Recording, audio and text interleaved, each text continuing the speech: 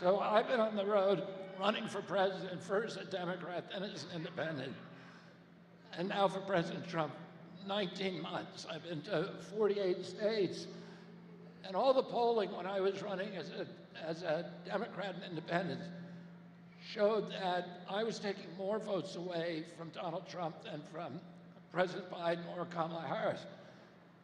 President Trump never treated me uncivilly. He was always very kind and civil toward me and always very friendly, and he never litigated against me. The Democratic Party started suing me almost on day one. They sued me to keep me off the ballot. In 10 states, they spent $10 million. I spent $10 million trying to get on the ballot in places like Michigan. The day that I endorsed President Trump, the Democratic Party changed and began suing me to keep me on the ballot. And it's election interference. They know I'm not running for president, and they're just trying to confuse people.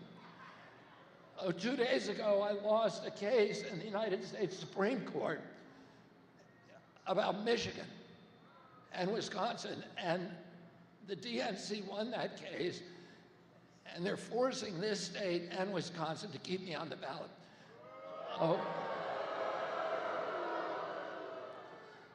When you go into the voting booth, if you haven't, I hope most of you have already, how many of you already voted?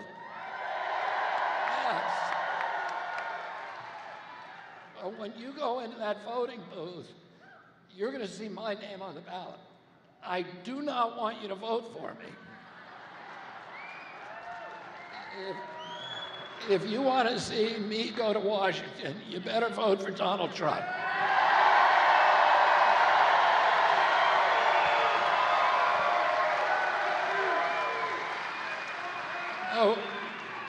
When I was 10 years old, my uncle was president of the United States.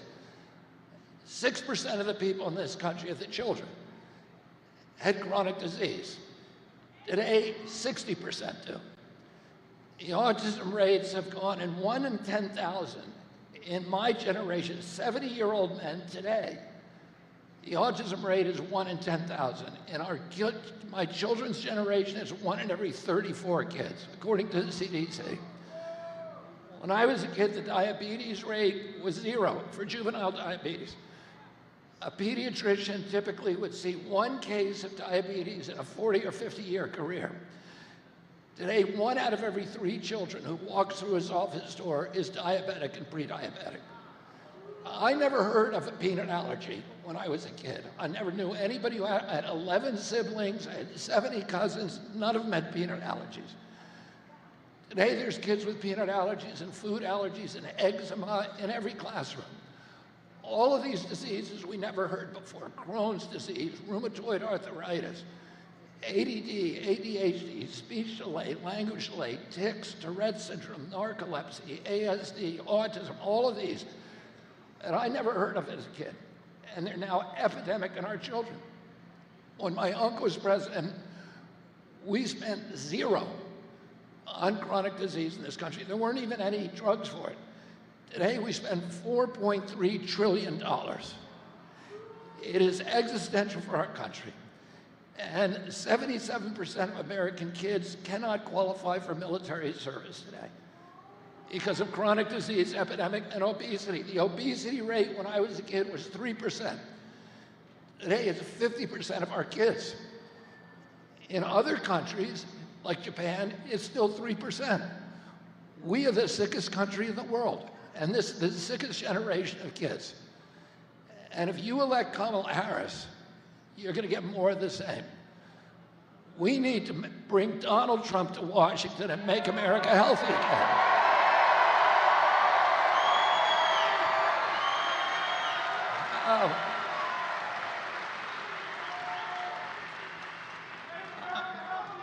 I started working on this issue in 2005.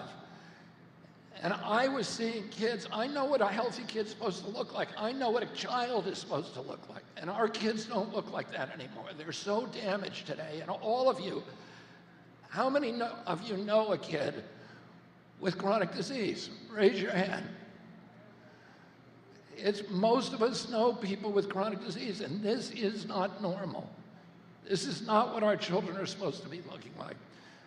For 19 years, I pray every morning, without a single exception, that God would put me into position to end this chronic disease epidemic.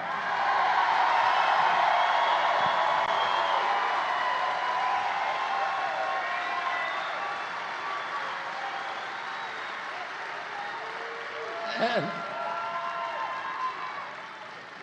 in August 23rd of this year, God sent me Donald J. Trump.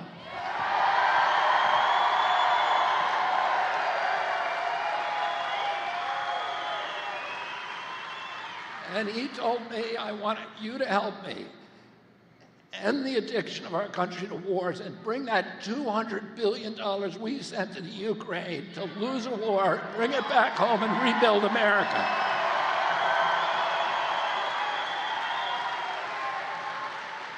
And he said he wanted to end the censorship. He wanted to end the surveillance. He wanted to end the weaponization of American enforcement agencies against the American people and against our democracy.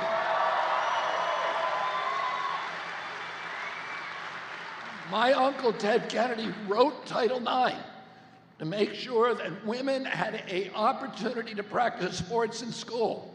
Today's Democratic Party is to make sure that women had an opportunity to practice sports in school.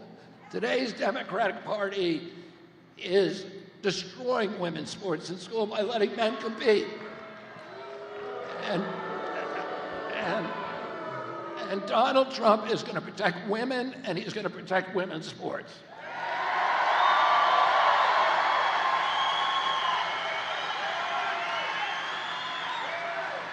And he told me that he wants to end the chronic disease epidemic and make America healthy again. And don't you think that we deserve finally in this country a president who's going to end our addiction to foreign wars? And don't you think we deserve a president who's going to protect the Constitution and the Bill of Rights and the freedom of speech and our freedoms here in America? And don't you want a president who's going to get the corruption out of the government and the corporate control and get the 1,000 ingredients that are in our food that are illegal in Europe? And don't you want a president who's going to make America healthy again? A president who's going to make America great again? And let's get to the polls on Tuesday and elect Donald Trump in a landslide. Thank you very much.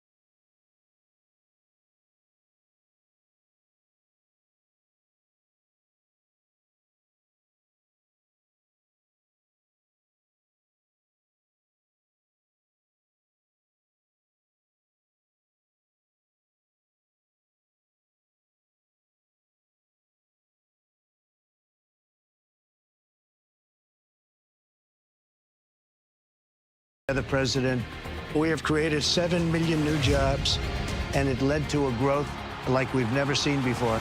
We developed the greatest economy in history by far. When I left office, it changed. Inflation destroyed the lives of so many people. Interest rates went from 2% to 10%. Millions of illegal immigrants, traffickers, and drugs coming into our country. Our country has gone to hell. So I made a decision to run. We're going to make America great again, greater than ever before. I will fight for you with every breath, and I will never let you down. I'm gonna fight.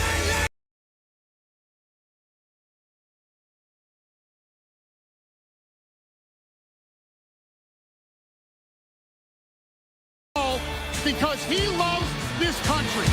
He is strong, he is fearless, and he is what this country needs right now. Our cities will be safe, our streets will be clean, and our border will be secure. We can't allow our country to be destroyed by politicians who will put their own power ahead of the interests of the American people, our freedom, and our future. The left told me to hate Trump. When you cut through the lies, you realize the truth. American families were better when Donald Trump was president. We were safer, wealthier, and stronger. So if you love this country, if you want to stand up and fight for the future of our nation, you must re-elect Donald J. Trump.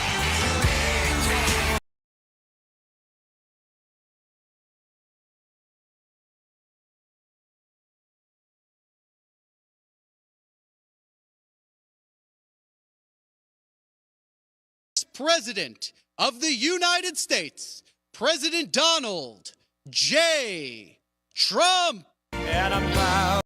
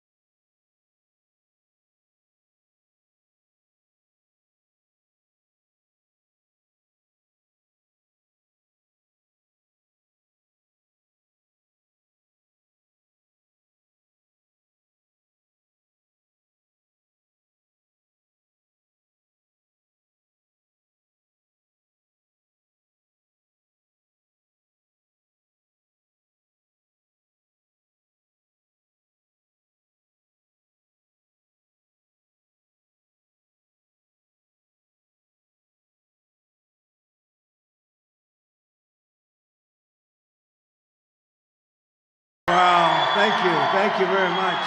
Hello, everybody. Hello, Michigan. Hello.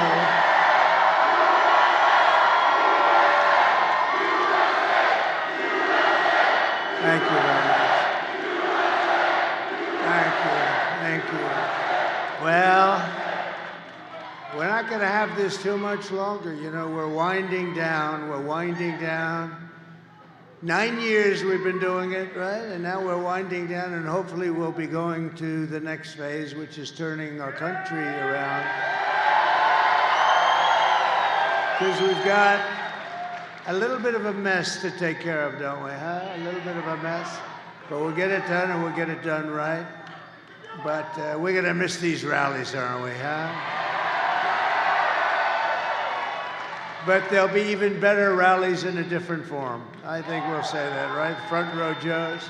They'll be even better, but they'll be in a different form, and really the form that we want. That's what we've been striving for. We have to get out and vote, everybody. Don't take any chances, because Kamala's never going to be able to do it. She won't be able to do it. Not even a thought of doing it.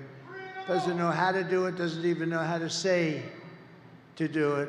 We cannot take any chances, so you got to get out to vote. And I can only say that it's been the experience of a lifetime for a lot of us. Some of you have been to 300 rallies. I see these people. And you're going to look back at this time in life, you know, and you're going to say there was something very, very special about what we all did together. We all did it together. There's never been anything like it.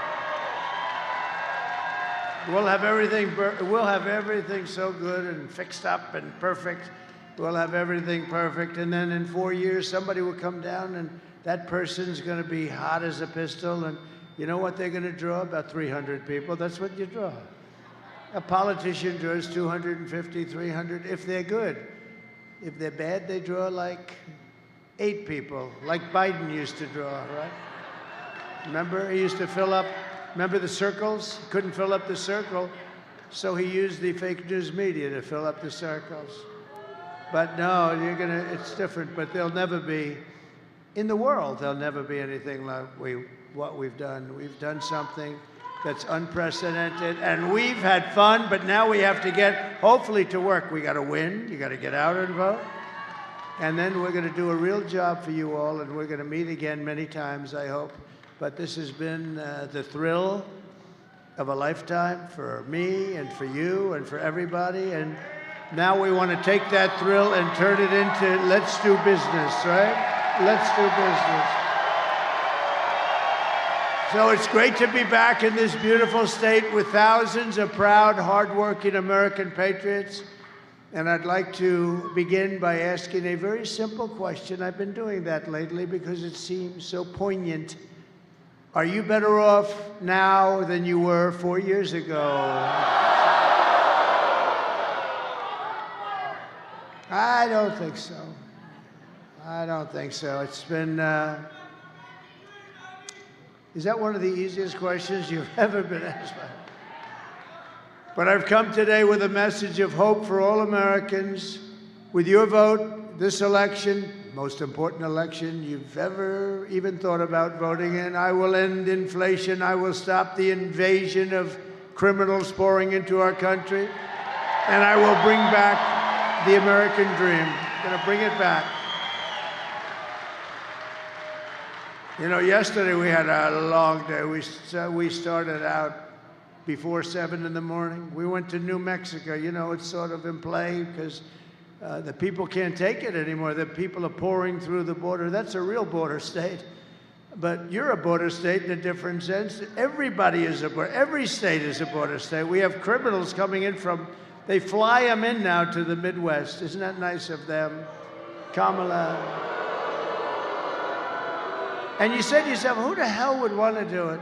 And so many of those people are hardened criminals coming out of prisons, jails, mental institutions. But this is all you need to know. Kamala, who's grossly incompetent, broke it. I will fix it. We're going to fix it. We're going to fix it quickly. America will be bigger, better, bolder, richer, safer, and stronger than ever before.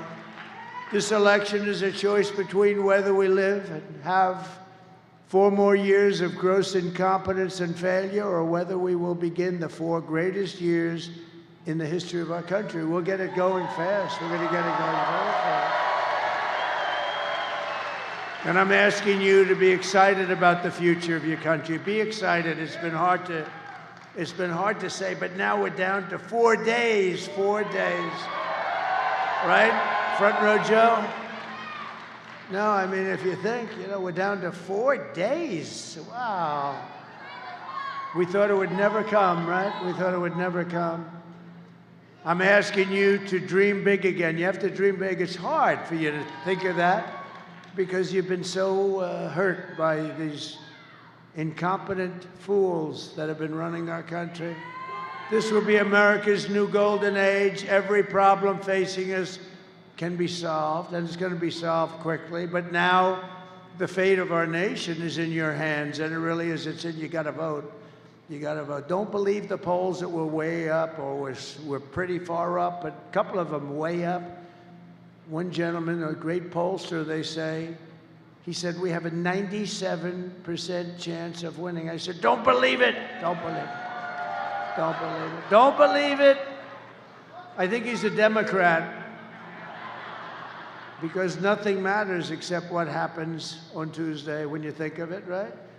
All doesn't matter. So just pretend that we're 1 point down. We're not. We're up. But pretend that we're 1 point down.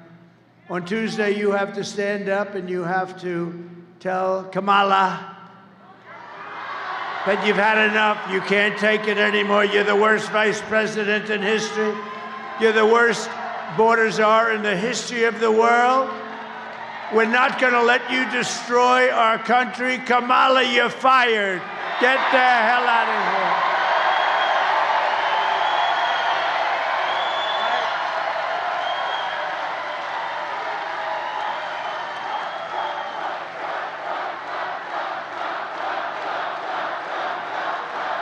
Thank you. She shouldn't even be in this fight. She shouldn't be. She doesn't deserve it. The guy got, look, whether you like him or not, he got 14 million votes. He won the primaries. Then they walked in, they told him, you're out. He had a debate, which was a little rough. And then no, but that's his prerogative. It just happens, right? And they walked in, they said, you're out. And he said, no, I'm not. I won't leave. I went, you're out. Get the hell out. You're out. And they were not nice to him, by the way. I know exactly what went on. Don't forget, I know all those people that are in the surrounds very well. They were rough with Joe Biden. And think of it, he got 14 million votes, and they're telling him, get the hell out. And then they give it to her, and she came in last in the Democrat primary, right? She came in last. She was 22 people, Mr. Ambassador, 22 people. Think of it, 22 people. She was the first one to drop out. I guess that means she came in last. She never made it to the great state of Iowa during their primaries, and then she were running against her. It's actually not fair to him. It's really not fair to him. That's no way. He's got the right. Who cares? Who said that? That's a great line. Who the hell said that? That's he goes, I'm going, I've become such a nice guy all of a sudden. I say, it's not fair to him. And this guy shouts out, who cares? Who the hell cares? Who cares about him? I guess he happens to be right. That's very good. Thank you for adding so much spice. That was a good line of stuff. Who cares? But he did get screwed, let's face it. No, they came in. They should have picked somebody else. They could have picked the one that came in first, runner-up. You picked first. You know who that would be? Crooked Bernie, right? Crooked Bernie. Crooked Bernie Sanders, he got screwed twice. He got screwed with Hillary. I think he's one of the best sports, though, because he got terribly taken advantage of with Hillary, and she won, and he went back, and he just kept being very liberal. By the way, he's far less liberal than Kamala. You know that, right? She's rated the worst, most liberal, crazy person in the U.S. Senate. She's more so than even Pocahontas, who's very, remember, she said, my mother told I was an Indian. How do you know you're an Indian? Because my mother told me I have high cheekbones. You believe it? I actually think that's a racist comment that she made. I think that's a racist comment. Everything we have been fighting for these past 4 years comes down to the next 4 days. Can you believe it, right? We've been setting records in the early voting, but we can't let up. In-person voting in Michigan ends on Sunday, and if you're not going to make that, you got to get there on Tuesday. Okay, who's voted? So who is going to vote? All right, 60-40, that's not bad. That's a lot of votes. You got to get the hell out and vote. Because it's now or never. If we don't do it, it's never going to happen again. You know, there are those that say that if we don't win this election, you may never have another election in this country again. That's a possibility with these radical left lunatics that we're dealing with. Crazy Nancy. You want to marry me? She wants to marry me. What the hell's... Well, let me ask the First Lady if that would be okay, because it's okay with me, but I have to get permission. Thank you. That's cute, actually. So get everyone you know. Vote, vote, vote. Get everyone you know. There's a woman named Jane. I saw her backstage. She's got a husband who's not in good shape at all. And I asked her, are you going to vote? Yes, sir. And I asked the husband, are you going to vote? Well, I don't know. We have a game. And he said, no, this is the biggest game of all. This is 1,000 times. You know, what we're doing is 1,000 times bigger than the Super Bowl. It is.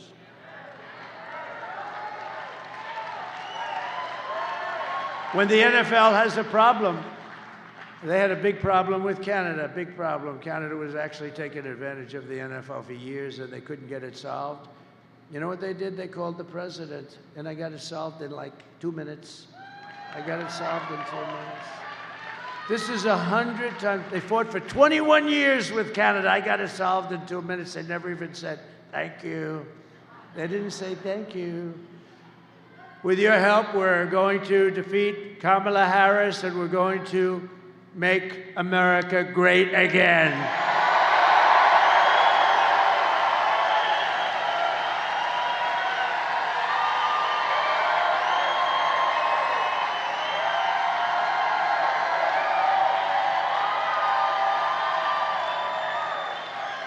I'm studying my hair.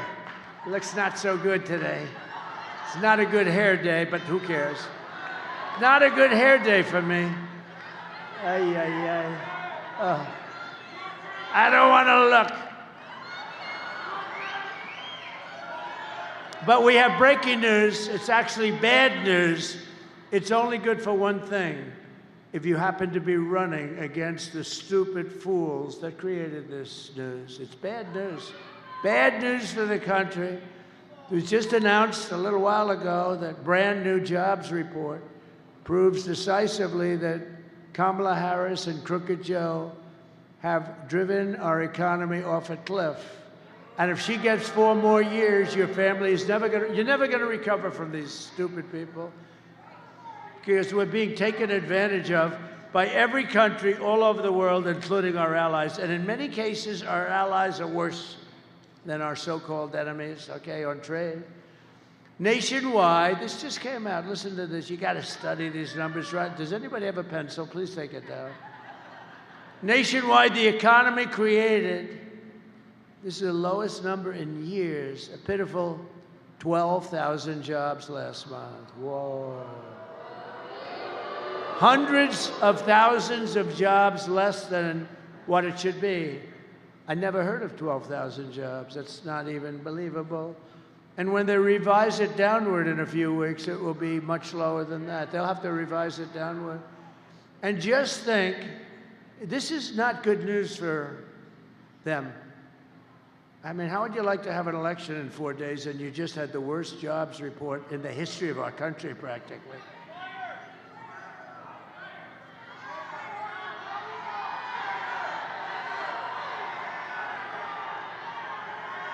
Now think of it, you're running for office, they announce, you know the best thing they have going? The fake news, because they won't even write about it.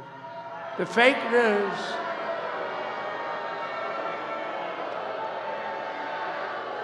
The fake news won't even write about it. By the way, How good was Bobby Kennedy Jr.?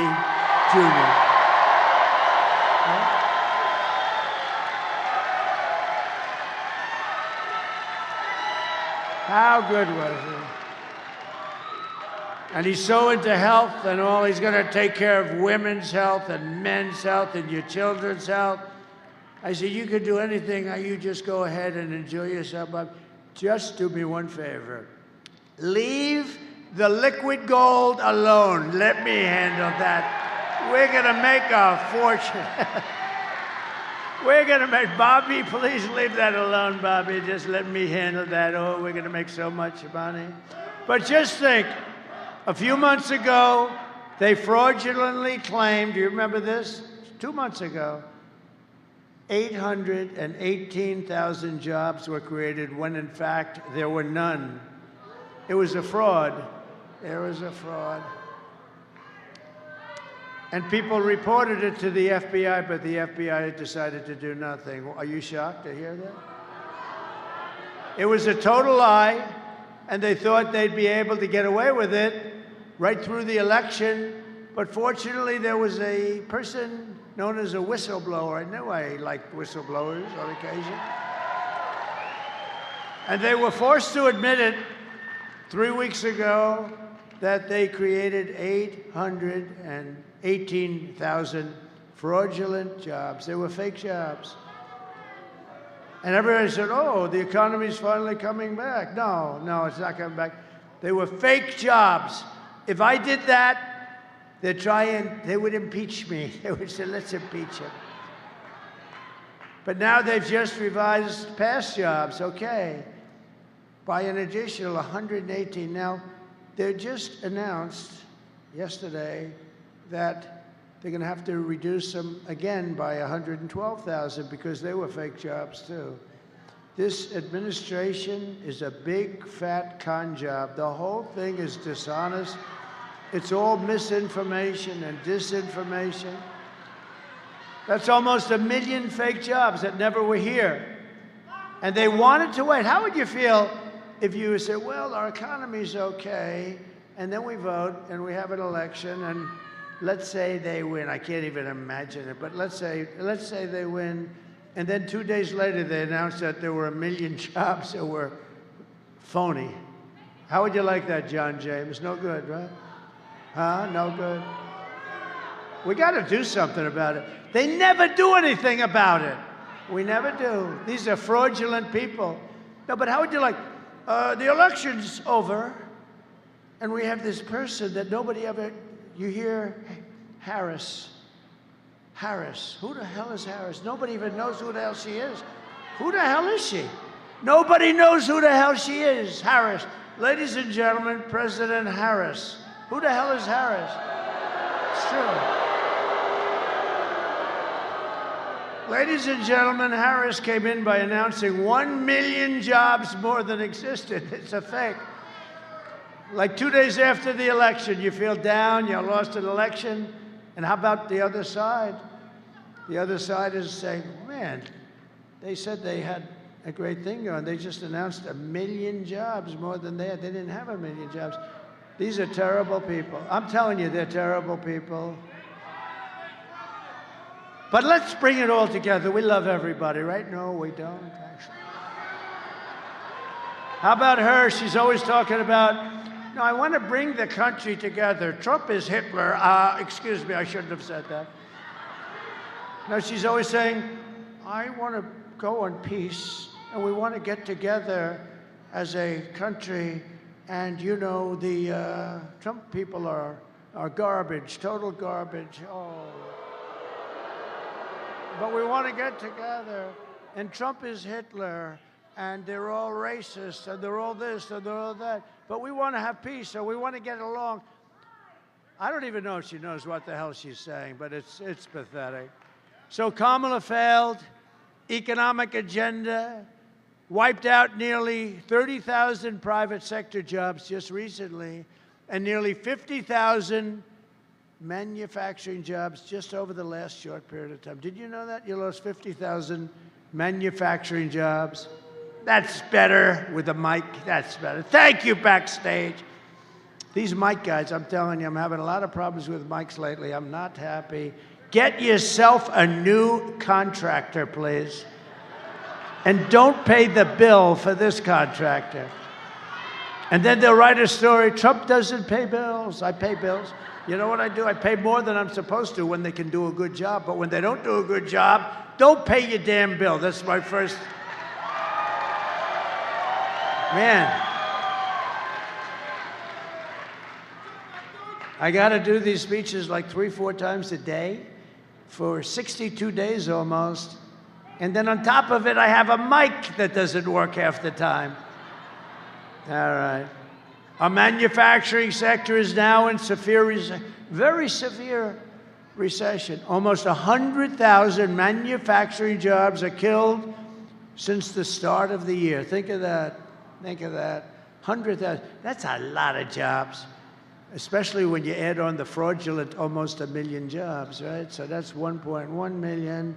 150,000 Americans joined the unemployment rolls last month. You know that. You don't hear that from these fake news people because they don't report it. They don't report it. They don't report it, just like they don't show how many people are in this room because they don't do it. Just like they don't show the videos. A friend of mine, you know, we do videos now. We made a little money. We bought some things for like $1 million. Can you believe it? I spent $1 million for some screens so you people could see better. Right? Oh, think of it. Think of it. And you know the problem? I have a friend, he's watching. A number of people call me. They said, we loved your rally last night. It's too bad we couldn't see the videos. What do you mean you couldn't see the videos? He said, they don't put them on. I said, of course they do. But they don't. You know why? Because they're told not to. And they're told not to show the crowd size where you go from room to room, from place to place. We never have an empty seat, and nobody leaves early. But we never have an empty, you know what? We never have an empty seat.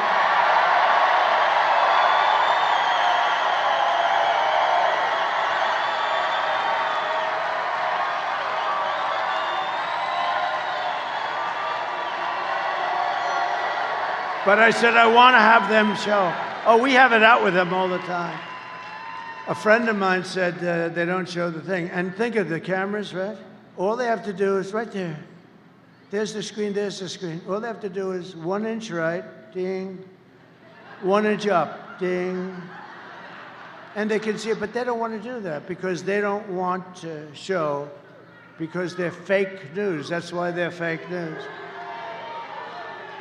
And most importantly, nearly 250,000 people dropped out of the labor force last month. Can you believe this? We're in a depression. You better hope you vote for me because I'm going to get you out of it fast. But under these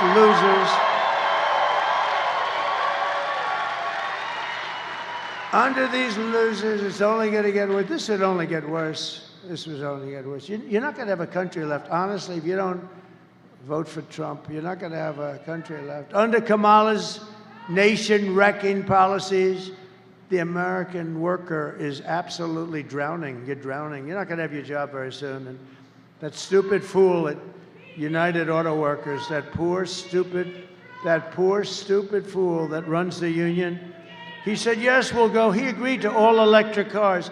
And I said they wouldn't work 5 months ago. And you know what? Now they don't work. I mean, look. All electric. Electric cars are great, but for a certain percentage of people, okay? You don't force it on everybody, nor do you say everybody has to have a hybrid, which are also great, or an all-gasoline-powered car. The only thing we don't want is a hydrogen car, because hydrogen, if somebody said, well, they don't work, but very seldom, sir. I said, what is seldom? Well, you know, once every 2 or 3 weeks. Well, what happens if it doesn't work? Sir, the person is unrecognizable. The person in the car or people in the car are absolutely unrecognizable. It's like a major bomb went off, but we're working on the problem. I said, I have no interest in hydrogen. Whoever the hell's working on hydrogen, we don't want a hydrogen car. Can you imagine? You call the wife, there's your husband alone, the tree. I don't see him. The tree's bright red. I don't see him. The data shows that 100% of all net job gains, listen to this, think of it, it's all gone to the migrants, along with African-American jobs are at the worst, one of the worst levels. They're all going to migrants. The African-American, when you see those numbers, that's the numbers your fake news ought to show you, because they're going to come out with numbers right after the elections. It's going to show that all those people that illegally come across the border with their open border policy are taking the African-American jobs away. So.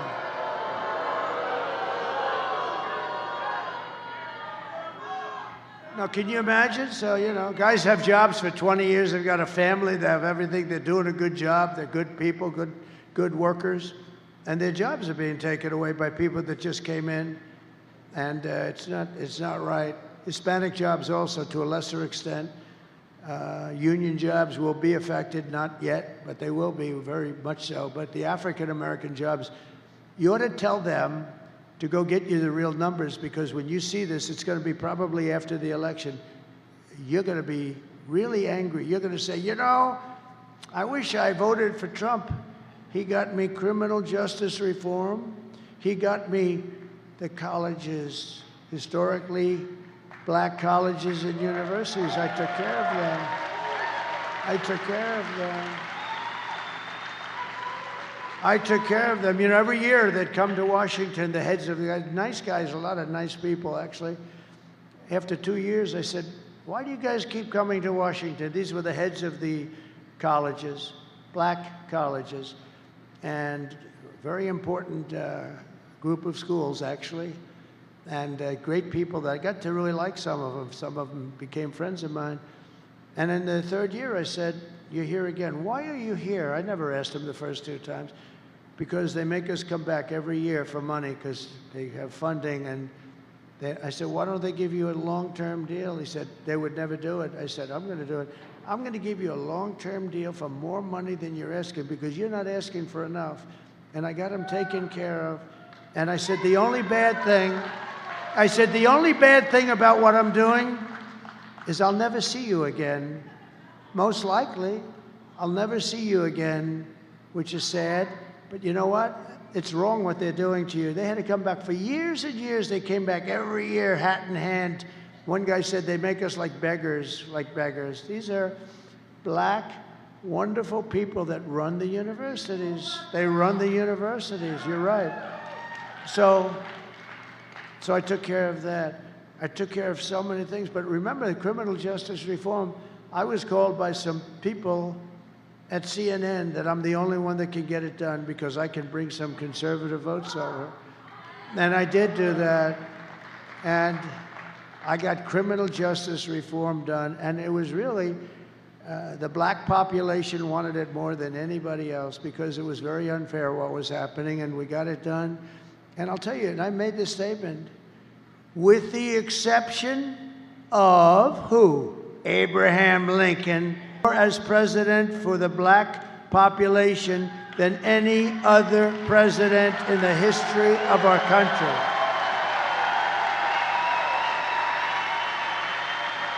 But now the migrants are going to take those jobs that you have, and you should demand before the election that you see, because you'll never vote for Kamala. You never vote for her. She doesn't know what the hell she's doing. Kamala's inflation nightmare has cost a typical American family $30,000 in higher prices, and she's continuing to cost you an additional $1,100 for every single month. That's because of what they've done with inflation. They took, you know, I had no inflation. We had no inflation. We had no inflation. We went from essentially no inflation to the highest inflation in the history of our country. And then they say they're going to vote for these fools. They're not going to vote for these fools. Remember, I had virtually you had no problem. You were making money, you were putting money away, you had money left over, you could go out and shopping, and your prices weren't quadrupled for a sausage, for a piece of lettuce, for an apple.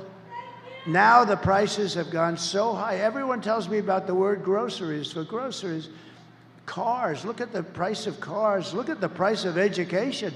These schools I mean, they're going crazy with the education prices. They're going absolutely crazy. But I had no inflation. I had prices stable. We wouldn't put up with it. We would talk to people, too, if they, were ripping you off. We would talk to people. We had smart people, the best people. And now look at what happened. The inflation is eating everybody alive. It's eating especially our senior citizens. That's why I do no tax on Social Security benefits, because it gets you back to even. But now that very low IQ person who wants to be, have we ever had a low IQ president before? You have to know the opposition. You have to know President Xi, the press hates when I say it. I say very smart. If I use the word brilliant, they'll say, he said he's brilliant. No, he controls 1.4 billion people with an iron fist. No, he's not brilliant. But these are very smart people. These are brilliant people. These are people that like their country. Maybe they don't, but they run their country tough and smart. And we have nobody to compete with them. We have people that it's like your high school football team playing. What's a good team today? Let's see. What's a good team? What's a good team? Oh, the Detroit Lions, right?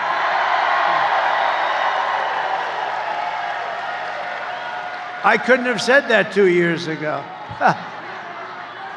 Good. I got bailed out. I'm trying to say, what the hell? The worst thing you can do is mention some team that's not from the area. And I'm saying, oh, shit, I'm in Michigan. What the hell am I going to do? I'm stuck up here. See, John, she wouldn't be able to figure that out, She couldn't even get off the stage when she said, we have 32 days left. Remember? The teleprompter froze and she couldn't get off the stage. No, it's like your high school team playing the Detroit Lions. That's right. That's a pretty good team. They did a good job after so many years, right? They did a good job. See, that's what good management is. You get the right people. It's the same thing in government. You get the right people and good things happen. But now, Kamala wants to impose the largest tax hike in American history and raise your taxes by at least $3,000 a year. It's much worse than that, actually, because she wants to terminate the tax cuts that you've gotten. I stand before you today as the only candidate who can, we're going to rescue this thing. We're going to be able to do it, and it's going to happen fast. It's going to be rescued. Your prices are going down. We're going to drill, baby, drill. We're going to bring prices down. Who can rescue our economy from total obliteration and restore our country to full prosperity, explosive growth, and maximum strength. It is about growth, It's about growth. It's about some proper cost cutting. You know who we're going to use for that? Elon. He thinks he can find $2 trillion, only Elon. Anybody that can have that rocket come down the way it came down, that sucker. Right? How about that? How cool was that? He's the only one that can do it. Cutting 2 trillion, finding 2 trillion is easy when you can do that, and he wants to do it. You know where he is right now? He's campaigning in Pennsylvania for Donald Trump. How cool is that, right? How cool. No, he's cool. He wore that black hat. Remember the black hat? He called it dark MAGA, right? Dark MAGA. You'd look good in that hat.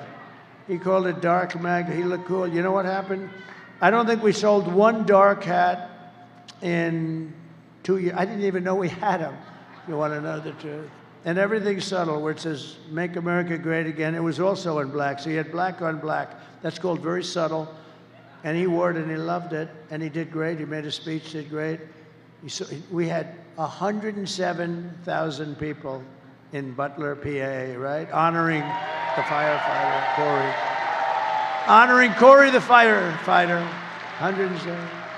And Elon got up and made his speech, and he did a good speech. He said, I've never seen so many people. I've never seen anything like it. And then, because, he comes sort of out of a laboratory. I mean, what he likes is, it's where he feels comfortable. All of a sudden, he's on the stage. He's got all those people, and he's wearing the hat. I said, what is it? He said, dark MAGA. I said, listen, That hat looks great, Elon. Okay, so I sold like 2 hats in the last year, dark bagger. Nobody bought them. We had a run on the hats. They sold 71,000 black hats. Can you believe it? 71,000. You make money with money. It's the way it is. It's a hot item. Anyway, his just released numbers plainly indicate our economy is a total disaster and is expected to get very substantially worse. It's a wonderful time for me to come in. You know, this is what I want. No, I would have rather come in when things are going in the right direction, but we're gonna get it straightened out fast. It's gonna be, we'll have the best economy you've ever had. You know, the stock market's going up. Scott Bessent, some of the smartest analysts on Wall Street said it's only going up for one reason, because Trump's leading in the polls and everyone thinks Trump's going to be president. They think Trump's going to win the election. That's why it's going up. Now, here's the bad news. They say if he doesn't win, you're going to end up in a depression. Wait till you see that. It'll be a 1929 style economic depression that will absolutely crush your incomes and all that stuff. But we're not going to talk about that, because we want to make sure we win. And when we win, you are 4 days away from the best jobs, the biggest paychecks, and the brightest economic future the world has ever seen. You're going to be great. You'll love it. And we will end Kamala's economic disaster and launch a brand new Trump economic miracle. You know, Steve Moore, a great economist. He's great, actually. He is a great guy, right? He is a great guy. He just wrote a book called The Trump Economic Miracle. Just came out. It's a bestseller. Go buy it. It's great. I mean, it's a great book. I mean, what the hell? It's like 20 bucks. It's 20 bucks. Give the guy 20 bucks. No, it's a great book. It's a hot book. The Trump Economic Miracle by Steve Moore. Go buy it. It's great. He really tells us how we did it and what we're going to do. It's, you know, not that complicated. I will massively cut taxes for workers and small businesses, and we will have no tax on tips, no tax on overtime, and no tax on Social Security benefits for our great seniors. And you know, they're going to claim Donald Trump has a conflict of interest because I'm a senior and I'm giving. They're going to say he only did it because he didn't want to pay tax. Oh, they'll come up with something. They'll say there's some reason that he did it. No, I think, you know, the fixed income seniors, which is 96%, you don't look like a senior to me, let me tell you. You look like a good senior. But I don't feel like a senior. Does anybody feel like a senior? I don't feel. I feel better now. I think I'm sharper and better now than I was 25, 30 years ago. You know? I do, I swear. I'll let you know when I don't. In fact, you'll probably know before me. All you have to do is watch. There'll be a day when you get up here, you say, where am I? Like Joe did, right? Where am I? Where are the stairs? Where the hell are the stairs? Oh, there they are. No, you'll know. I think I'll know before you, actually. I think I will. And but I think we have a long way to go. Good parents, you know, it's nice to have parents that lived a long time, because if you believe in that, right? I do. I believe in that. It's called genetics. Genetics is good. Not everything, but it sure as hell is good. It's better to have good genetics than bad genetics, right? And I will support a tax credit for family caregivers who are amazing people who take care of a parent or a loved one. And you know, if we didn't have family caregivers, we wouldn't have enough hospitals. If we doubled our capacity, we wouldn't have enough. These people do so much, and we're going to get them a tax credit. To rapidly reduce inflation, I will end Kamala's war on American energy, and we will drill, baby, drill. Her.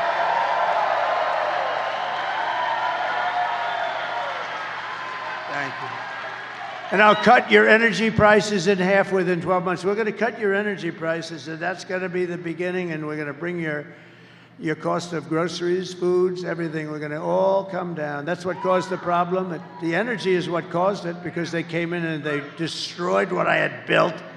What a stupid group of people. All he had to do is go to the beach. You know, he went to the beach all the time, right? Somebody said he looks great. He's 82 years old. He looks unbelievable in a bathing suit. But he went to the beach, and he had a hard time moving. You know those things, they weigh like about 6 ounces. They're aluminum, hollowed aluminum. They're so light. They're meant for children and very old people. And what happens is he couldn't move it. He needed people to help him. So a kid came along who was 5 years old and helped him. But he went to the beach, and he had one quality that I don't have, and I wish I could have it. I'd pay a lot for it. He has the ability to fall asleep instantly with cameras on. Who the hell could do that? And you see him falling asleep and drooling out the right side of his mouth, and he's gone. And he gets a good rest. I don't do that. I toss and turn and turn and toss. I'm thinking about how the hell I'm going to make money for you people. Tossing and turning. Always tossing, turning, spinning around like a top. How the hell? Thinking about China, thinking about Russia, the Russia hoax. How about the Russia hoax? That was another deal. I will cut a record number of job-killing regulations. I will terminate the Green New Scam, the biggest scam, the greatest scam in the history of our country. And I will end Kamala's insane electric vehicle mandate, saving the Michigan auto industry from extinction. And you know, I was here 4 weeks ago. I was at the Detroit Economic Club, right? And we had a meeting, and it was about automobiles, cars, and stuff, because you're getting killed. Look, you just lost 40, 50,000 jobs. This guy, the head of the union, you know, I'm leading by far in the popular poll, in the rank and file with the union. But they have guys that only go for Democrats. That's all right. Sean Fain, or whatever the hell his name is. So listen. And I told the story about a year ago. I have a friend that builds auto plants. Has anyone heard this story? Should I tell it again? Should I? John, oh, there he is, my man. Come on up here, get up here. This guy is so great. This guy, come on up. Secret Service may rough you up a little bit. Come on up here. This guy gets it. He got it. Yeah, look at him. Look at him. Come here.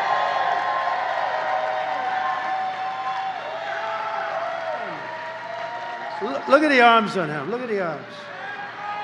All I can say is I'm taller than him, but he has much bigger arms. Much bigger. And he's a great guy, and he loves this whole, I think you just love Detroit. You love the area.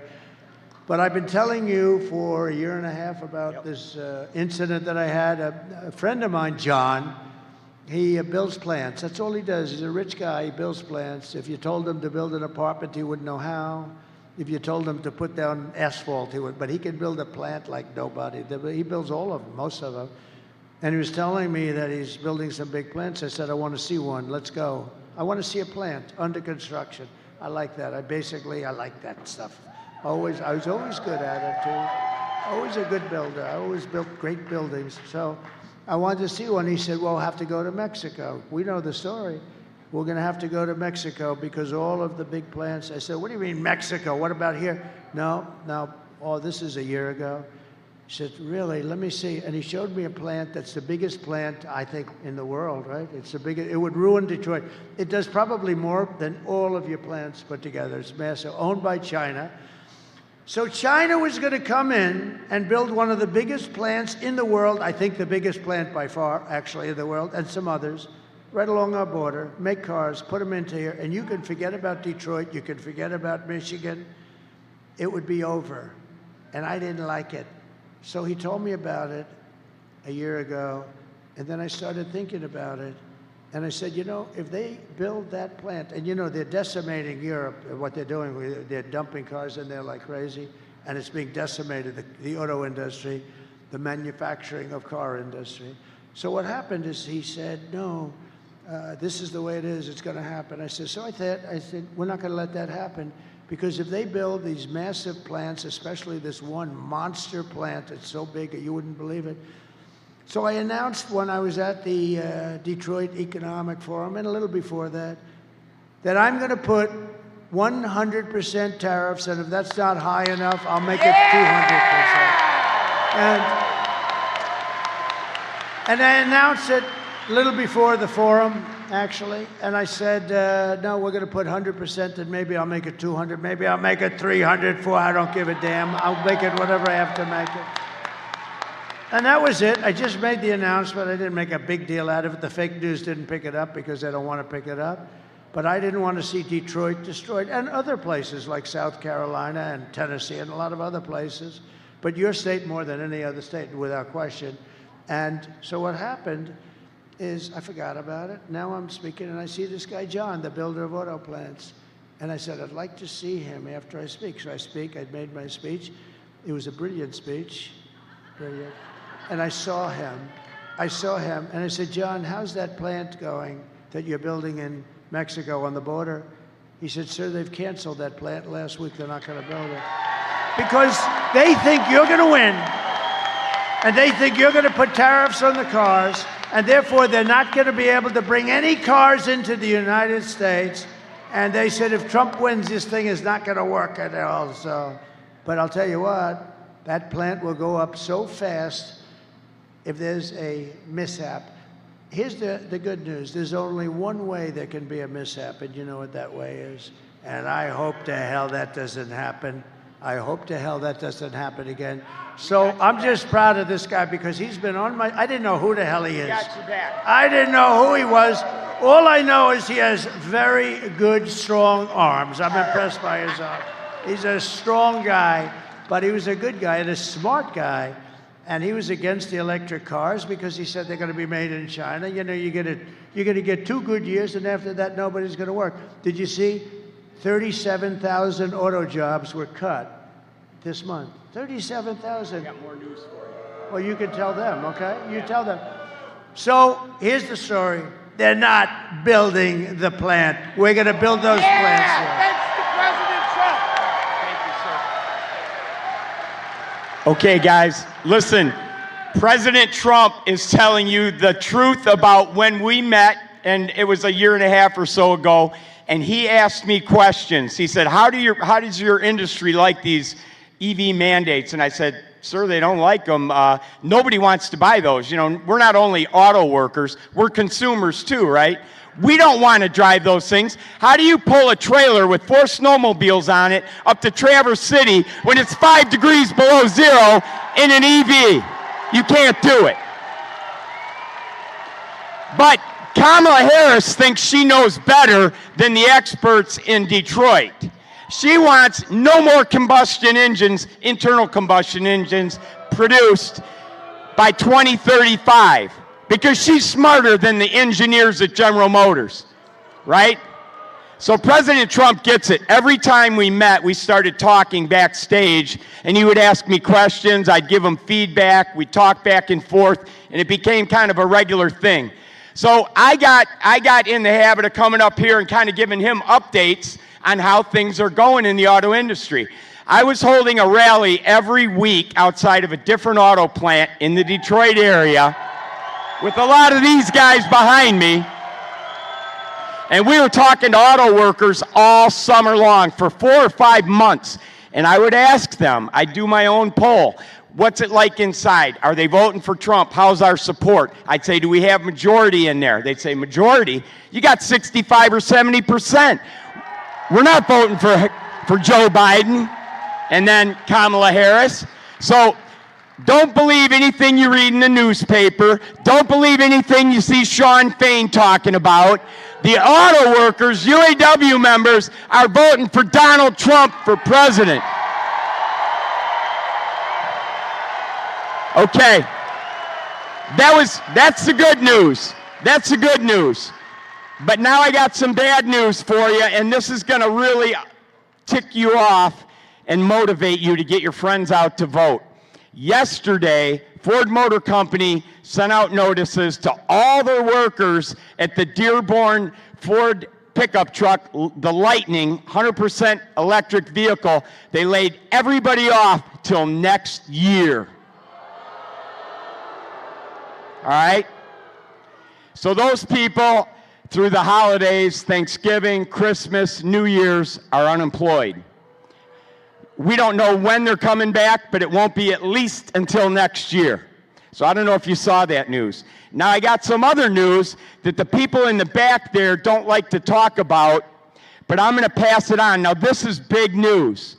Because I've been getting called up on stage and I talk to President Trump on a regular basis, 3 vice presidents at Stellantis reached out to me through a friend of mine who's very tied in with the auto industry, and they wanted to give President Trump some bad news about what Stellantis has planned for next year. But they would only do it on the condition of 100% complete anonymity, because they would be fired and lose their jobs if it came out that they had leaked this information because they had signed non-disclosure agreements. Now, these are not people on the assembly line. These are not high-low drivers like I was. The one gentleman that, the lead of these 3, is a vice president of manufacturing. Now, he recently retired, but they told me, and they sent me all the data and information to back it up, and I've gotten it to the proper people that can vet it, check it out, corroborate it, and make sure it's all legit and accurate. But they told me that the expansions, quote-unquote expansions to the plants in Mexico that Stellantis is currently working on to handle additional capacity, those are going to be the only capacity when they get up and running, because they're going to move all the American production south of the border to Mexico. Now remember, Stellantis is not an American company. You know, Chrysler's been used and abused like a stepchild. They were bought by Mercedes. They were bought by Fiat. Now they're owned by a French company. So they don't care about you. They don't care about our jobs. You've heard all the speakers up here today.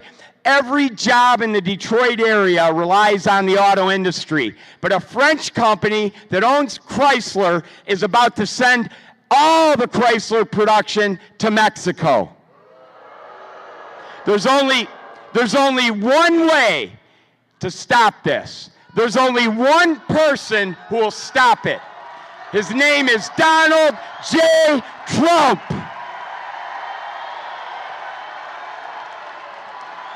So I'm asking you, when you leave here today, you got 2 days, Saturday and Sunday, to get every single person in your contact list out to vote. Not Tuesday. Get them to vote tomorrow and Sunday. Okay? Tell them, do not wait till Tuesday. They got to do it over the weekend. One phone call and they'll know where they got to go. But you got to get them out. And then when they vote, then they can get everybody on their contact list out to vote. We got to make it too big to rig. Let's elect Donald J. Trump, the 47th President of the United States.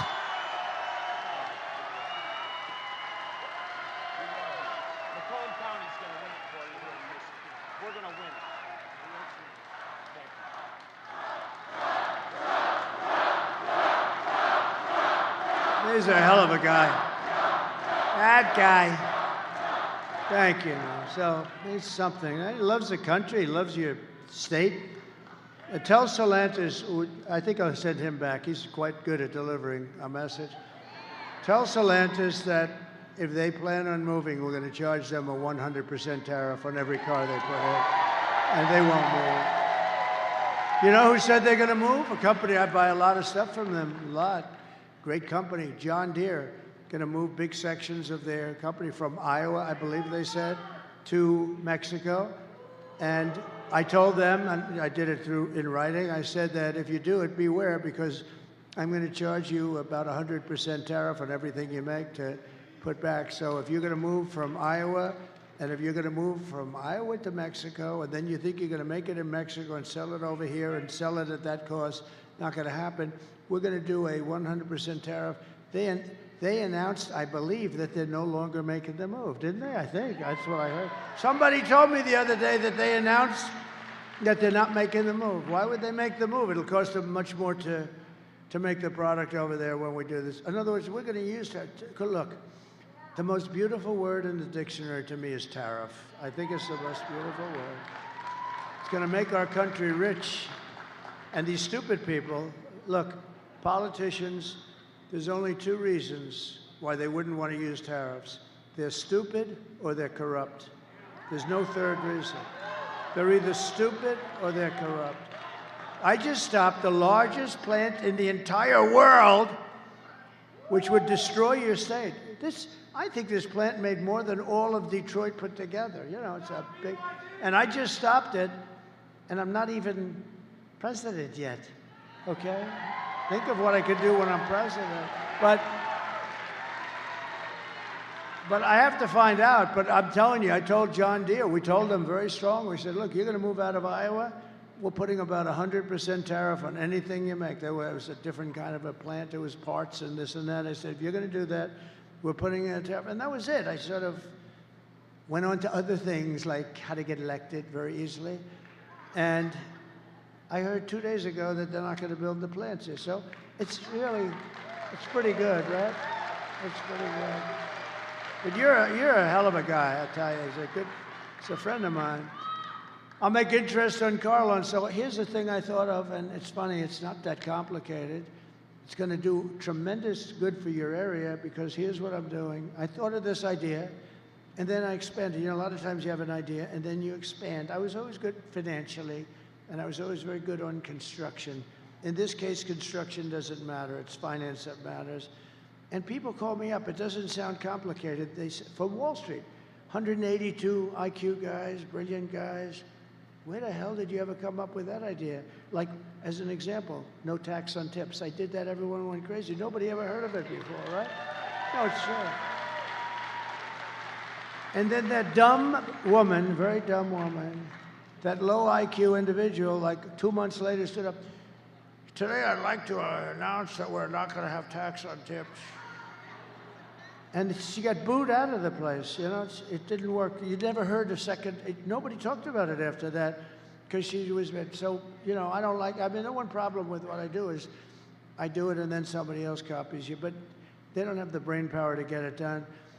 So I had this idea, but then I had a better idea using the first idea, but it's all pretty simple. I'm gonna make interest on car loans fully tax deductible.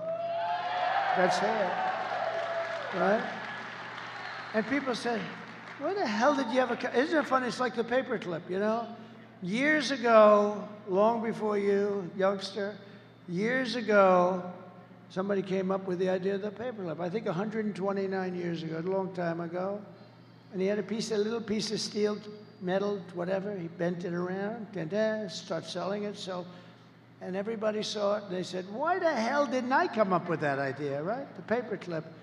But this is sort of like that. So that's fully deductible. That's going to be unbelievable. But here's the problem. I don't give a damn if they buy a car in Japan or China or South Korea. What the hell good does that do for us? So then I came up with phase 2 of the same idea, fully tax deductible, but only if the car is made in the U.S. Wow. And I announced it last week up here. I've been up here a lot because we have to win Michigan. We win Michigan. We win Michigan. We win the whole ball of wax because, and we got to bring John James and all of these great guys with us. We got to bring them with us. But I got calls. So here it is. Number one, the deductibility. They said, wow, what a great idea. But then number 2, you only get it if you make the car in the U.S. I can't say here, but we'll try steering them to here because I would love, you know, they've been talking about a renaissance and a rebirth for Detroit for 45 years. And I got into some heat because I said, they've been talking about it for 45 years, and if it's okay with you, it hasn't exactly happened, okay? You know, I'd like to say it did, but it hasn't. And if I did, you'd hit me on that one too. But it can happen. And I'd love to steer it right over to here where it all began because it's very sad. It's very sad what's happened. But think of it. You're going to have deductibility of interest. That's a big deal. You're going to be roaring but I didn't want it to go to China, Japan, South Korea, or any one of 10 other countries. So I came up with phase 2, and I said, but only if the car is built in the United States of America. Otherwise, you don't get it. How good is it? You know what? That in itself will spur, I mean, you will be spurred onward to bring back millions of jobs. We will give our companies the lowest taxes, the lowest energy costs, the lowest regulatory burdens, and free access to the best and biggest market on the planet. Remember this, you're not gonna have a best and biggest market soon. Your market's getting evaporated by incompetent people that are leading it. One guy who has to go to bed at 4 o'clock in the evening, and another woman who's actually not nearly as smart as he is. Would you believe this? But only for those who make their product the same thing. This is on a bigger scale than the autos. You can build your plant here, and we love you. But if you don't build your plant here, you don't get the tariff, you don't get the tax cut, you don't get it. You have to build your plant. And these guys at Wall Street that are very brilliant guys, they call me up, there's, who the hell gave you these ideas? And yet, you know, it's just like, I always say it's like the paperclip. People don't think about it, but think of the idea that deductibility, that's gonna make it great. Vote for Trump, and you will see a mass exodus of manufacturing jobs from Mexico to Michigan, from Shanghai to Sterling Heights, and from Beijing to Detroit. Finally, Detroit will benefit, all right? And it's easy. And you know what her economic plan is? She doesn't have one. She doesn't have one. She wants to tax companies. You know what happens when you tax them? They leave. A lot of these big companies, you know, they're run by they live in Switzerland, they have very glamorous lives. They have the life that I could have had if I decided not to do this, actually. Somebody said to me, are you glad you did it? I said, absolutely, but I could have been on the best beaches in the world. I own the best beaches in the world. I could have had such time. I could have been at the Great Turnberry in Scotland. I could have been anywhere I wanted to be. I could have had those waves smacking me in the face, I could have said. That white, beautiful white skin that I have would be nice and tan. I got the whitest skin because I never have time to go out in the sun, but I have that beautiful white, and you know what? It could have been beautiful, tan, beautiful. But you know what? If I had the choice, I wouldn't even think about it. I would do exactly what I've done because we're going to make America great again. We're going to make America great again, greater than ever before. It's true. We're going to pass the Trump Reciprocal Trade Act also. That was very simple. Reciprocal trade, meaning if China or any other country, I don't want to pick on China because the European Union is almost as bad as China. They don't accept your cars. They don't accept your farm products, but they send their farm products here and they send their cars here by the millions and millions. So if China or any other country charges 100 or 200% tax, then we will charge them 100 or 200% tax in return. It's called an eye for an eye, and it'll all stop. I will never apologize for defending America. I will protect our workers. I will protect our jobs. I will protect our borders. I will protect our families. And I will protect the birthright of our children to live in the richest and most powerful nation on the face of the earth again. And as we rescue our economy, I will also restore our borders, because I think it's your biggest problem. I think, you know, inflation is terrible. It's a country buster. The economy is horrible. You saw the numbers, and I hope the fake news is going to write those numbers. There's a lot of fake news back there, but I hope you'll be lucky if one guy writes it. It'll be the local Detroit newspaper or something. They don't write those numbers because they want to try and get her elected. Why? I don't know. That's the biggest thing I can't understand. Why the hell would you want her? She's horrible. But over the past 4 years, Kamala has orchestrated the most egregious betrayal that any leader in American history has ever inflicted upon its people. She has violated her oath and eradicated our sovereign border, totally eradicated our border, and unleashed an army of gangs and criminal migrants from prisons and jails, insane asylums and mental institutions from all over the world, from Venezuela to the Congo in Africa. Congo, a lot of people coming in from the Congo. And you know where they live in the Congo? In jails. They're emptying their jails into this country. But they're doing it all over the world, in Asia, in the Middle East, and in South America. Venezuela's released big portions of their jails into the United States. And I'm surprised they haven't done more yet. They will. It's going to all come in. You'll have 100%.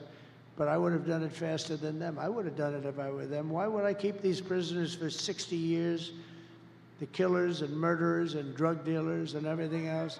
They've released them all into the United States. And you know what? Their crime has gone down by 72%. They've gotten their crime. They've gone into their cities, Caracas and cities, and they've taken the gangs and they've removed their gangs and they've put them into your country. Can you imagine? And this woman and this guy, but she was in charge of the border. Remember, she was in charge of the border. He put her in charge of the border. She is the border czar. She doesn't want to say that because it's been so bad. And by the way, the Border Patrol endorsed me a few days ago with the strongest endorsement they've ever done. They actually said, I'm the greatest president in the history of our country. I said, are you talking about the border? They said, no, the border too. You're the best we ever had in the border, but you're the best president in the history of our country. And then I said, does that include Abraham Lincoln, George Washington? Does that include everybody? How about Lincoln, Washington? You know, we had some pretty good ones. We had some pretty bad ones too. A couple of that we just had. Here's the good thing. Jimmy Carter's just turned 100. He's going to be a happy man. He's so thrilled because his administration looks totally brilliant compared to the Biden-Kamala administration. So Jimmy is a happy man today. He's led a brilliant administration by comparison. Today I want to hear, and I want you to hear from a mother just made 2 days ago who suffered gravely because her daughter was killed by an illegal migrant that would have never come in under the Trump policy. And she said that, would have never come in. We have open borders. These killers are coming in at levels that nobody's ever seen. Please watch. Sunday night, I asked her to not stay up super late because of her coming to work with me in the morning first to do her summer school. She said, okay. I told her good night and I love you. I went to bed, not realizing that that was going to be the last time I saw her. We're best friends. Yeah. We're going to shake it again. I woke up to notice she wasn't in her bed. I'm in my heart trying not to lose my mind because I don't know where she is. I finally remembered her phone had a location on and her phone was pinging just 2 minutes down the road, right behind the skate park. I start driving to the direction the phone was being pinged at and I see a couple cop cars with lights on. I see yellow tape. And immediately my heart drops and sinks to the bottom of my stomach. My daughter's hands and ankles were both bound. She was strangled to death, left with no pants. And I know in my heart, she fought incredibly hard. She was not going down without a fight. We begin with 2 men we're learning are charged with capital murder tonight, accused of killing a 12-year-old girl. Police say these men strangled her before dumping her into that creek. Both men were in the country illegally. Apprehended, then released by Border Patrol less than 3 weeks before Jocelyn's death. The men accused of killing Jocelyn Nungare are affiliated with the gang known for brutal violence. Kamala Harris was in charge of immigration in our borders. If we had better border policies and not open borders and not these catch and release policies, I truly believe this all could have been prevented. Under her being vice president of this country, my daughter's life was ripped away from her. She had her entire life ahead of her. Happy birthday, dear Jocelyn. My my daughter is 6 feet in the ground based off of policies that she allowed to keep. Kamala Harris did have one job, and she not only failed, not me, she failed my daughter, she failed Jocelyn. You know, she was only 12. President Trump reached out, gave me his sincerest condolences as not a former president, but just as a father, someone who cares. I believe Donald Trump needs to be back in office. I can at least know that my next child will be safe in this country.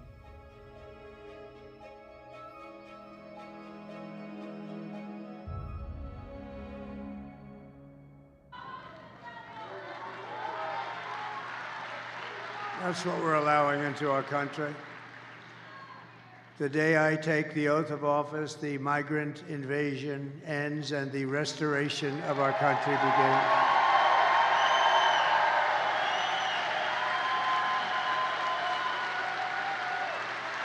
And the savages charged with brutalizing and murdering precious Jocelyn are members of the same vicious Venezuelan prison gang, Tren de Aragua, that is taking over apartment complexes and unleashing a violent killing spree all over America.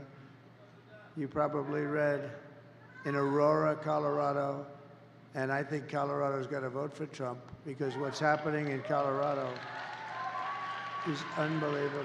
They're taking over the state. The radical left governor has no idea what to do. The United States is now an occupied country, but it will soon be an occupied country no longer.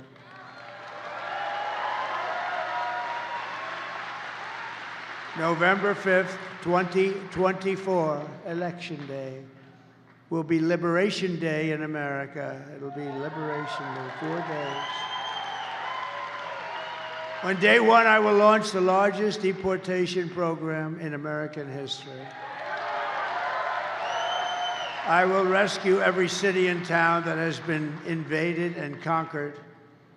These towns have been invaded, and these towns have been actually conquered. Think of it, we're talking about the United States of America. And we will put these vicious and bloodthirsty criminals in jail, or at a minimum, kick them the hell out of our country and fast. To expedite removals of Tren de Aragua and other savage gangs like MS-13, I will invoke the Alien Enemies Act of 1798. Very tough one. To target and dismantle every migrant criminal network operating on American soil. And if they come back into our country, it's an automatic 10 years in jail with no possibility of parole. And I'm hereby calling, today I am calling for the death penalty for any migrant that kills an American citizen or a law enforcement officer.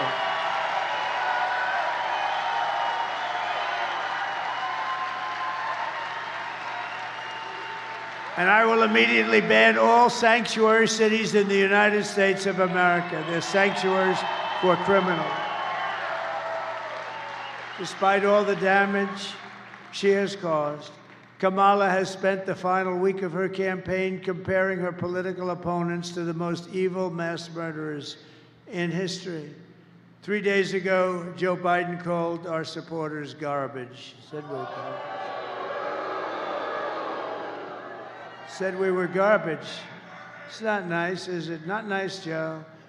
It was so bad that the White House stenographer was ordered to change the transcript. That's like 60 Minutes taking out the answer to a question. Did you see that we sued 60 Minutes and CBS yesterday? But the stenographers who were honest and they reported it, they were told to not put down what he said, put down a different answer. They couldn't do it because it's fraud. That's not what they heard. My response to Joe and Kamala is simple. You can't lead America if you don't love Americans. You can't. And you can't be president if you hate the American people. Kamala's closing message to America is that she hates you. You know, there's got to be something there. I think she does. I do believe, you know, don't forget, she's from San Francisco. She's a Marxist, or as you would say, a communist from San Francisco. She destroyed the greatest city in the country, probably, you know. It's probably the best city in the country was. My closing message is that I love America, and I'm inviting you to join us in building an extraordinary future for our nation. My oath of office is an oath of allegiance to you, the American people, and I'm asking for your vote, but I want you to know that whether or not you vote for me, when I win, I will fight for you with every breath in my body. I will.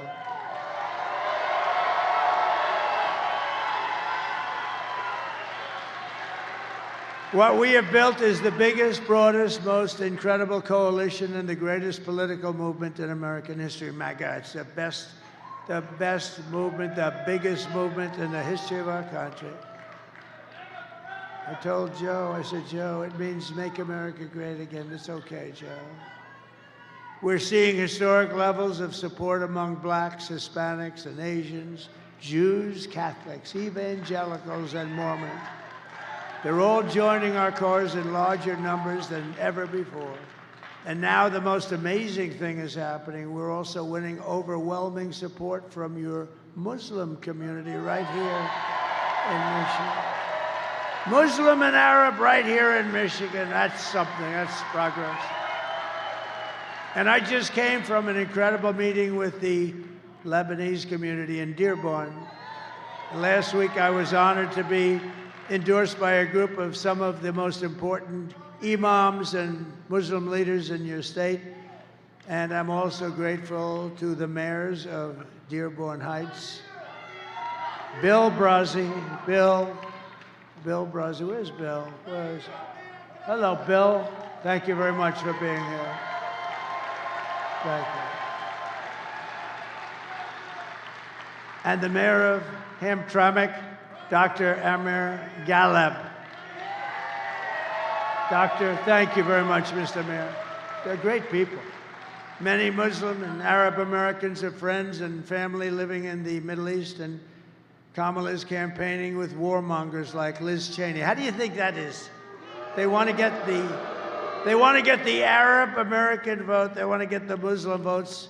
So she picks Liz Cheney, whose father virtually destroyed the Middle East, right?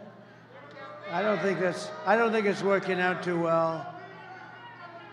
You know, it's interesting. If you give, Liz Cheney, she talks big, oh, I want war. She always wants war. Every time I was with her in the White House, we should attack this nation, that nation, nations that people never even heard of, we should attack. She's a big tough guy, she's a big tough one.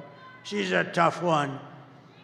But if you gave Liz Cheney a gun and put her into battle facing the other side with guns pointing at her, she wouldn't have the courage or the strength or the stamina to even look the enemy in the eye. She wouldn't have. She sits back in Washington, oh, we ought to go and attack Iran, Iraq. We're going to attack everybody. That's why I broke up with her. All she wanted to do is go to war with everybody. Because she, like Kamala, is a stupid person. It's easy for her to say she wants to start wars from the comfort of her nice home or her father's lavish home that he got from killing a big portion of the Middle East. You know that, right? He headed up a company that was a big company, a big beneficiary of the wars. These war hawks, they want to draft your kids to die in wars, and they will never fight themselves. Liz Cheney wouldn't fight. I'll go with her. I'll go to the Middle East. I'll go wherever she wants, and we'll fight. She doesn't have the guts to fight. She's all talk and no action. She lost her seat for Congress from a great state. I love that state. I won that state by like 50 points or some crazy number. And she lost to a very good woman who ran against her, Harriet. How good is Harriet? So Liz Cheney lost by almost 40 points. It's the biggest defeat in the history of the United States Congress. No other congressperson lost by that much. She lost by almost 40 points. Never seen anything like it. If Kamala wins, only death and destruction await, because she is the candidate of endless wars. I am the candidate of peace. I am peace. People don't believe that. I am peace.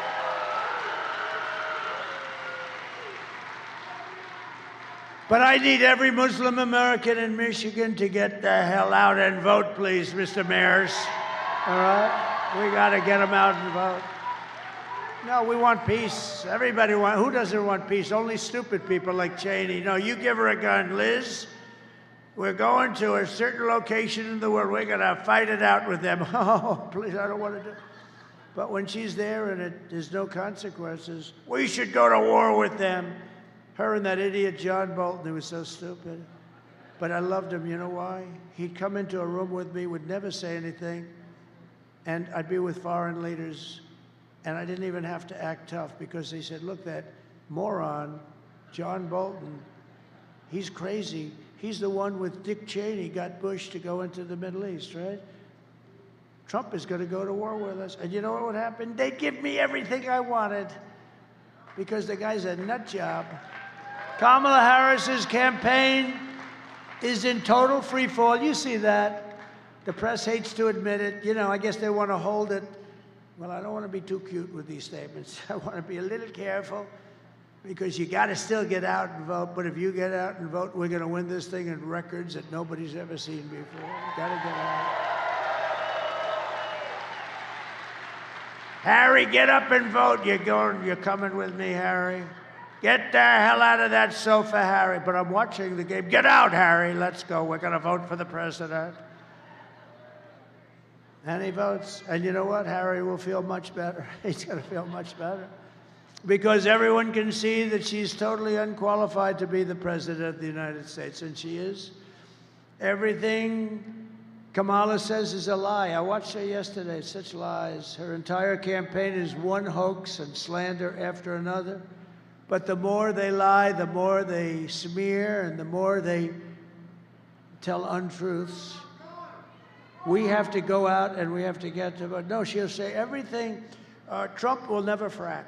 Oh, really? Trump will never drill. Oh, really? I'll drill the first day we're going to start drilling. Going to make our country rich. Everything she said, oh, Trump will end Social Security. No, I'm the one that didn't end it for 4 years. She's the one that's going to force its ending because of millions of people. Look, we gave you a stat before, all the jobs that are leaving, but we gave you a stat. And what did that stat say? It said that all of our jobs are being taken by the migrants that come into our country illegally. And many of those migrants happen to be criminals. And some of them happen to be murderers. And they're taking the jobs away from the black population and so far, to a lesser extent, from the Hispanic population. But that will change, too. The only way to stop the lies is to swamp them with our votes. We're going to swamp them. Kamala has no vision, no ideas. She has no solutions whatsoever. All she can talk, and it's true, all she can do, I watched her yesterday, all she can do is talk about Donald Trump. Good evening, everyone. Tonight, I will speak about Donald Trump. Donald Trump, Donald Trump, Donald Trump, Donald Trump, Donald Trump, Donald Trump, Donald Trump, Donald Trump, Donald Trump, Donald Trump, Donald Trump, Donald Trump, Donald Trump, Donald Trump, Donald Trump, Donald Trump, Trump. That was yesterday. I'm watching it, I'm saying, oh.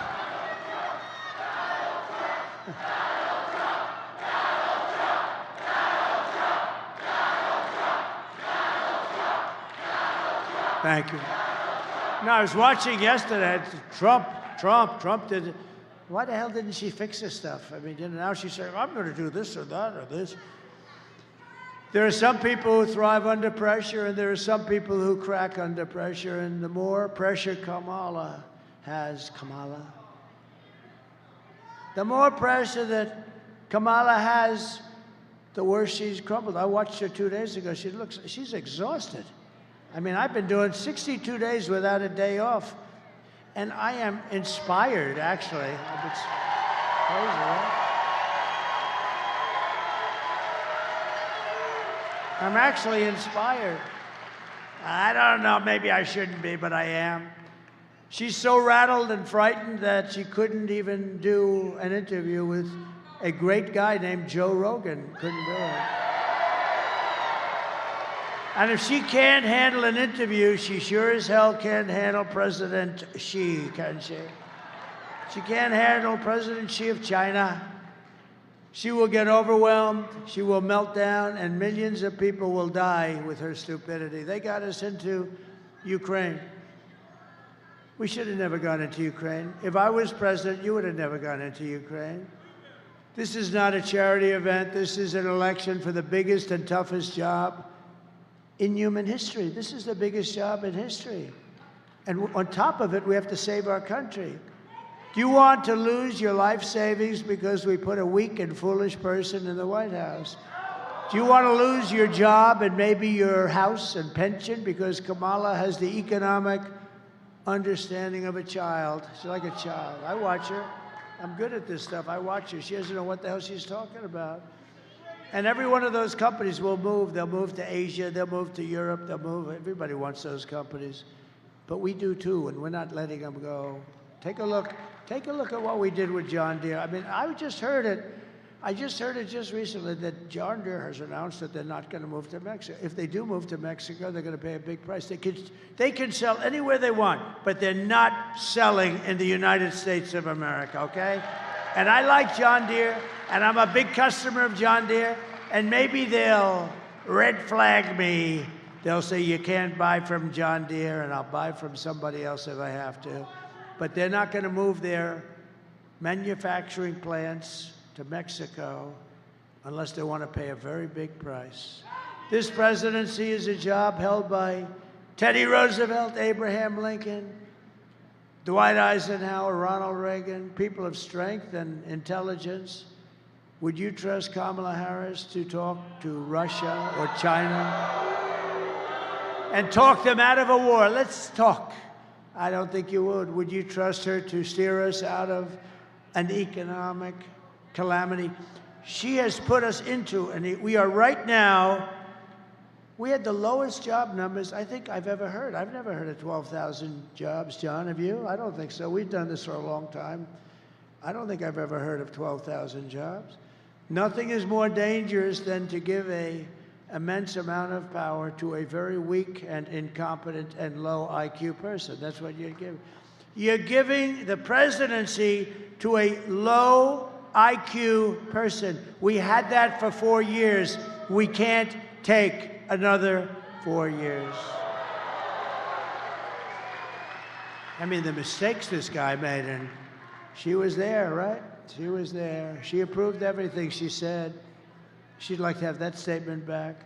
You wouldn't put Kamala Harris in charge of literally a kindergarten class. You wouldn't be able to do the job. So at the end of the day, you need to ask yourself, can you afford to put someone this incompetent in charge of our country's future? No, you can't. On top of it all, Kamala says she would do one thing. Remember this. She would do one thing different, and then she took it back because she forgot the thing. So she said she wouldn't do anything different than Joe Biden, which is disqualifying. They've got almost a 90% wrong track. You know, right track, wrong track? It's the highest wrong track in the history of our country, almost 90%. It's disqualifying. Take a look at this. Would you have done something differently than President Biden during the past 4 years?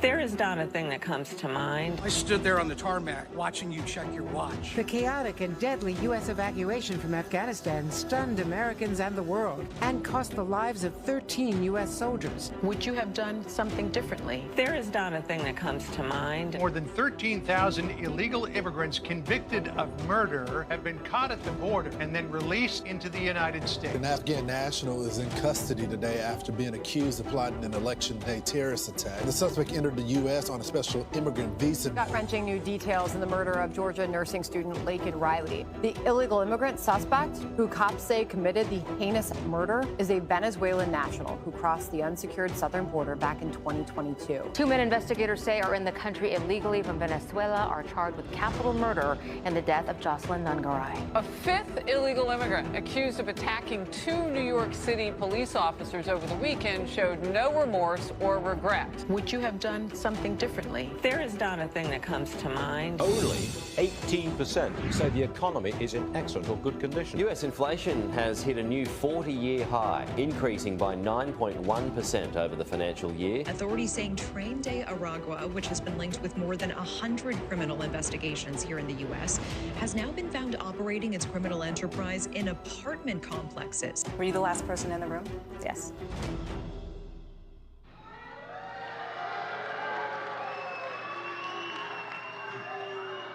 Wouldn't come to mind, not a thing. Nothing comes to her mind. Let me tell you.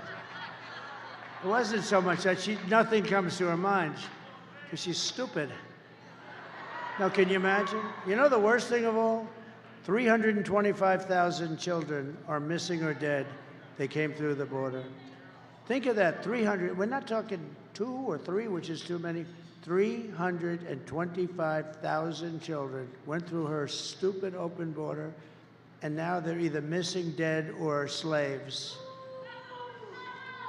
If you want to end this disaster, you must get out and vote. We're pleased to be joined today, and I hope this happens because he's really good, by your next senator from the great state of Michigan, Mike Rogers. Mike, thank you. Come on, Mike.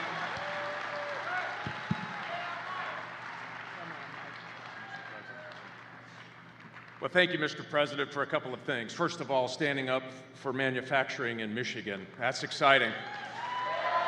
You cannot be a great country if you can't build things. Donald J. Trump understands that for our state and our nation. For that, I thank you. I tell you, the biggest endorsement, we should be able to drop the mic and be done, tells you everything you need to know. As the President said, he got Customs or the Border Patrol Agents Association endorsement. Kamala Harris got the IRS agents endorsement. Do we need to say any more than that? And I just want to say a quick thing. Thank you, Mr. President, and I look forward to working with you to close this border. I met with a group, and they're called Fentanyl Fathers, and it's parents who have lost children to fentanyl poisoning. 3,000 of our Michigan citizens died last year because of fentanyl poisoning that came across our southern border. I look forward to not only closing the border, but putting those cartels on the terrorist list and make sure that they are held accountable for the deaths that they're bringing to our communities. And we're also going to hold accountable China for the precursors that they're sending there on purpose to kill our children in Michigan and around the country. We can do it, but the only way that we're going to do that is having Donald J. Trump reelected as the 47th President of the United States of America. So I'm going to extend an invitation to you, Mr. President, right here, right now. We're going to both win because we're going to get out and work as hard as we can the next few days. And we're going to take a couple of those plastic fold-up chairs, and we're going to sit outside of the Majority Leader's office in the Senate. I'm buying the popcorn, and we're going to watch Chuck Schumer schlep out of that office and down the hall so that we can make America great again. Thank you for what you're doing. Thank you for your energy, Mr. President.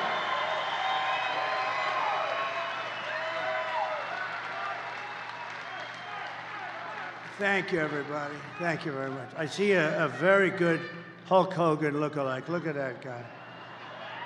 The only thing I thought is Hulk's about 6 inches taller, maybe 7, 8, maybe not. Thank you. You look good. You look damn good anyway. But I know Hulk. He's that tall son of a gun. How good was Hulk the other night, right? Wasn't he, right? I also want to thank Senators Eric Schmidt and Mark Wayne Mullen, two of the great senators of our country. They're here someplace, and I want to thank them very much. Thank you. Two great senators and brave people.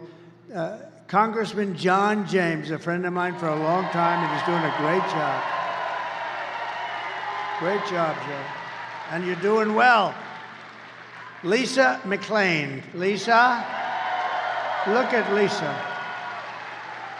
These are warriors. These are great people. Thank you, Lisa. Thank you. You look great. John Molinar. John. Hi, John.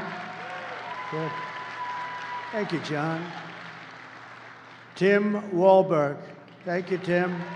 Good job, Tim. They're great people. They fight hard. They love your state. They love, I'll tell you, they love this country. And Robert F. Kennedy, Jr. Oh, he's so good. He's so good. He's so good. Thank you, Bobby. And a man who I implored, I said, Pete, you got to do it. You got to be Michigan GOP chairman. And he was very, very successful, as you know, politically. He was a great congressman. Everything he did was successful. And he was sort of like me. He didn't need this. And he said, I'll do it. Pete Hoekstra, head of the GOP, chairman. Thank you. Great. We're doing okay? We're going to pull it off 4 days. Going to win? He said you're going to win. If he says you're going to win, that's the good news. He knows how to win, I can tell you that. Mayor of Riverview, Andrew Swift. Thank you, Andrew. Thank you, Andrew. Mayor of Garden City, Mark Jacobs. Thank you, Mark. Got all the big mayors here today. Township Supervisor, Grosse Ile, James Budney. Thank you very much. Thank you. Mayor of Southgate, Joseph Cuspa. And City Council President, Zoe Cuspa. A little relationship there, I guess.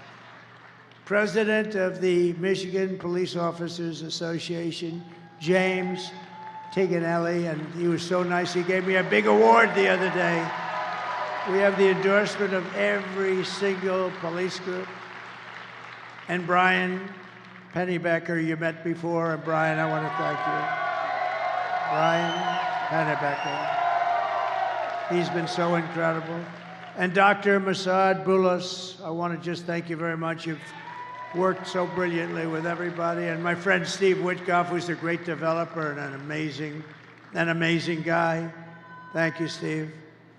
Here are the facts, just in closing. Kamala is a radical left Marxist, rated even worse than crazy Bernie Sanders and Pocahontas herself. She destroyed our economy. She was an original creator of the Defund the Police movement. And anybody who wants to defund the police for even 1 week is not worthy of being president of the United States. Kamala vowed to abolish ICE. She pledged to confiscate your guns. I don't think so. Would anybody like to give up their gun? Please stand up. And endorsed a total ban on handgun ownership. And she even called for free sex changes for illegal aliens in detention. All at taxpayer expense. But perhaps most significant of all, she lied about working at McDonald's. She never lied. She never worked. She never worked at McDonald's. With your vote this November, we are going to fire Kamala and we are going to save America. We will cut your taxes, end inflation, slash your prices, raise your wages, and bring thousands and thousands of factories back to America and back to Detroit, Michigan, and Michigan. Thank you. We will build American, we will buy American, and we will hire American. I will end the war in Ukraine. Would have never started if I was president. I will stop the chaos in the Middle East. Would have never happened October 7th. And I will prevent World War III from happening. We will crush violent crime and give our police the support, protection, resources, and respect that they so dearly deserve. We will strengthen and modernize our military. We will build a missile defense shield, the biggest in the world, all over our country, made in the USA, much of it made in Michigan. We will rebuild our cities, including our capital in Washington, D.C., making them safe, clean, and beautiful again. Our cities are a mess. They're a mess, a crime-ridden mess. We will teach our children to love our country, to honor our history, and to always respect our great American flag. And I'm going to put a bill in. If you burn the American flag, you get 1 year in jail. Just happened a few weeks ago in Washington. They're burning American flags all over the place. We will get critical race theory and transgender insanity the hell out of our school. And we will keep men out of women's sports. I will defend religious liberty. I will restore free speech, and I will defend the right to keep and bear arms, our Second Amendment, which is under siege. After years of building up foreign nations, defending foreign borders, and protecting foreign lands, we're finally going to build up our country, defend our borders, and protect our citizens and our lands. And we will stop illegal immigration once and for all. We will not be invaded. We will not be occupied. We will not be overrun. We will not be conquered. We will be a free, proud nation once again. We're going to be free and proud. Everyone will prosper. Every family will thrive. And every day will be filled with opportunity and hope. And most importantly, it's going to be filled again with the American dream. We're going to fill it up with the American dream for you, but for your kids. Your kids want the American dream brought back. But for that to happen, we must defeat Kamala Harris and stop her radical left agenda with a landslide that is too big to rig. Get out and vote. For the past 9 years, we have been fighting against the most sinister and corrupt forces on earth. You know that. With your vote in this election, you can show them once and for all that this nation does not belong to them. This nation belongs to you. It was hardworking patriots like you who built this country. And 4 days from now, it is hardworking patriots like you who are going to save our country. After all we have been through together, we stand on the verge of the 4 greatest years in American history. We can do that. It seems unlikely, doesn't it? But we can do it. We're going to do it very fast. With your help from now until Election Day, we will restore America's promise, and we will take back the nation that we love. We are one people, one family, and one glorious nation under God. We will never give in. We will never give up. We will never back down, and we will never, ever surrender. Together, we will fight, fight, fight, and win, win, win. We're going to win again. November 5th will be the most important day in the history of our country. And together, we will make America powerful again. We will make America wealthy again. We will make America healthy again. Thank you, Bobby. Thank you, Bobby. We will make America strong again. We will make America proud again. We will make America safe again. And we will make America great again. Thank you. Thank you, Michigan. God bless you all. God